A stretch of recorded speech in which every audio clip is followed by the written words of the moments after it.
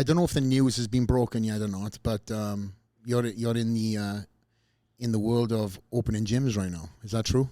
Yes, sir. I partnered with Ryan Benston, one of the best coaches in the U.S., to open our first public gym. He's opened 4 private gyms, so he has experience running gyms, and we've been talking to successful gym owners such as Mike Enns from Fitness Mania, 13,000 members, and another gym, Ultraflex, 5,000 members, and even here, I know you guys are killing it here. Guys are crushing with day passes, and this is just a true destination place of the West Coast, really. So, been picking everyone's brain, trying to figure out, okay, how can we apply what's been successful at other gyms to ours and make ours stand out? Yeah. And we're going into it headstrong. We're ticking all the boxes. Well, what sort of theme are you looking at doing with your gym? Is it going to be a mixture of everything? Because obviously your world, there's so many hats you've worn. So right. Are you going to have every one of them hats under one roof? We're having just about all the hats except for Strongman. And mostly because we don't have the outdoor area to accommodate most of the Strongman events. And Strongman really, in Strongman competitions, every event could be different. True. So you're always going to be missing something in that world. But with our gym, we're looking at bodybuilding, competition-grade powerlifting equipment, a rock climbing wall. We're looking at having Magnus come in and help design a near impossible to beat rock climbing wall. Wow. Just to attract like top rock climbers. Arm wrestling area. Arm wrestling has been our most consumed content on my channel for the last 3 years now since the pandemic. We've been running King of the Table, which is one of the top arm wrestling events in the world.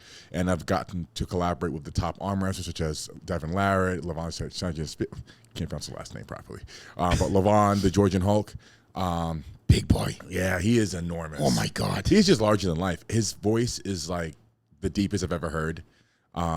There's so much about him that's just like larger than life. Titus, you seen this guy? How big is this guy? So he's 6'2" or so, 6'1". We're about the same height, and 400 pounds, relatively lean.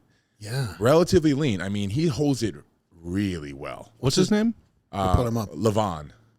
Levon. Just type Levon arm wrestler. Oh, he'll come right up. He'll come right up. He's I seen the transformation of him when he was. Oh my gosh, he was looked like 180 pounds at one point in time. He was literally smaller than I am right now, significantly. Like you said, about 200 pounds, maybe 220. Larry, what small are you talking about? Well, I've slimmed down quite a bit from my 300-pound Larry Wheels in Dubai days. Yeah, as is Flex Lewis opposite you, my friend. But I wasn't 300 pounds. But yeah. But let me just say something. Slim and Larry Wheels doesn't go. I would say lean. Okay, we'll call it lean. Yeah, we'll call it lean. Sorry, carry on. And he made one of the largest transformations I've ever seen, comparable to what Eddie Hall did. Eddie Hall was about my size before he took his strongman career to the world-class level. He was about 260 or so, and then it seems like in a couple of years he went from that to like over 400 pounds.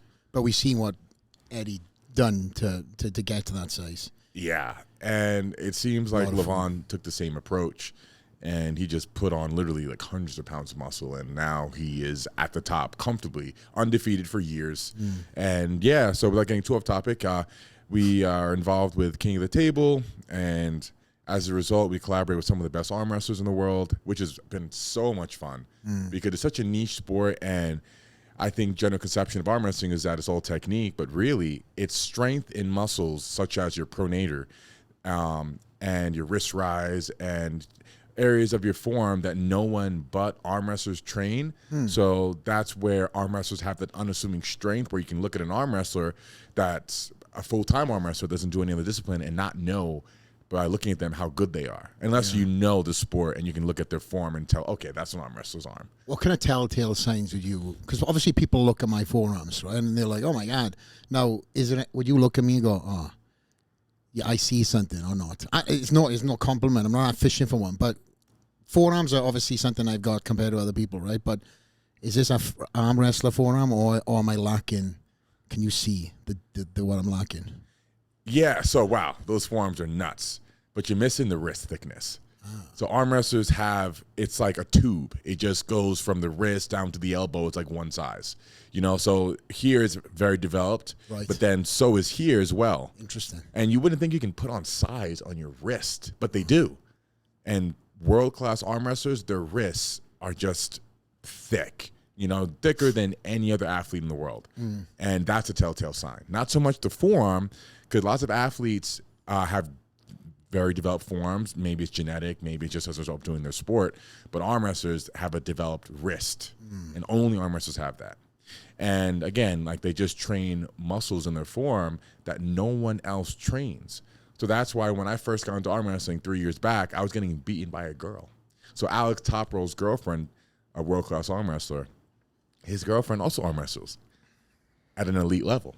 And she spanked me, dude. And this was after I had just come off like a second place strongman win. I was like 285, huge, roided out of my mind, and yeah, I got beat by a girl.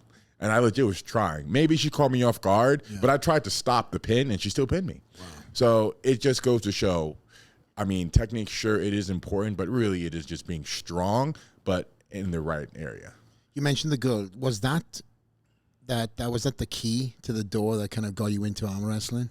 It was just that utter disgust for losing to a girl. Like, this is not right. What have I been training my whole life for? Me, Larry Wheels, coming off of being one of the strongest people pound for pound of all time, beaten by a girl in arm wrestling. It just didn't sit right with me. It was really annoying. And I thought, okay, I'm going to figure this out to at the very least, I don't get beaten by a girl. Wow.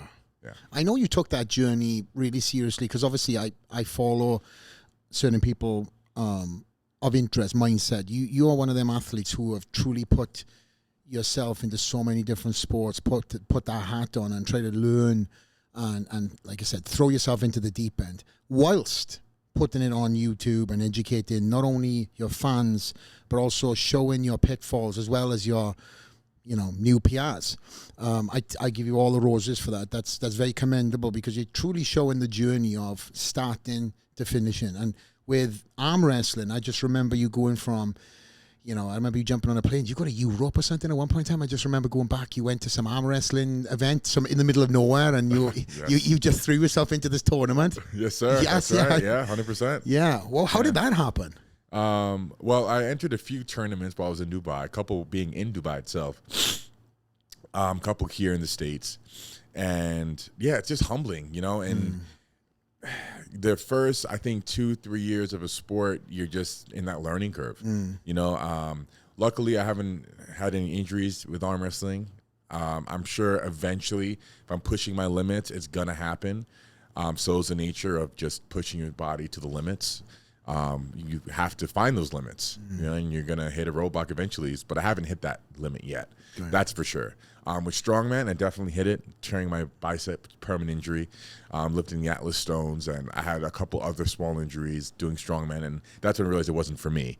I just couldn't make it past that learning curve. I didn't really see much incentive to push beyond that. And with arm wrestling, on the other hand, even though I've had quite a few humbling losses.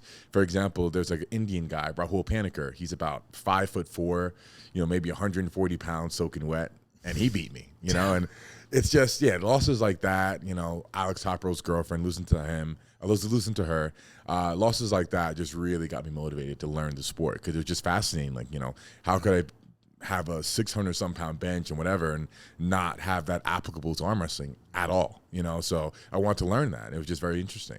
Seemingly, you sound more motivated by your losses than your wins. Absolutely. I mean, what have I learned from winning? But I learned from losses because losses force you to figure out what went wrong. But when you're winning, what is there to learn? What do you learn from winning? I mean, whenever I've lost or gotten an injury, there's always a story behind it. There's always an explanation. There's always something to be learned. Yeah. So I'm absolutely motivated by my. Thank you for watching this segment. Check out the full interview on iTunes, Spotify, or YouTube. Help us by subscribing, leave a like, comment, or a positive review. Click this to see what YouTube recommends, and this to see the full interview. See you on the next one. Out.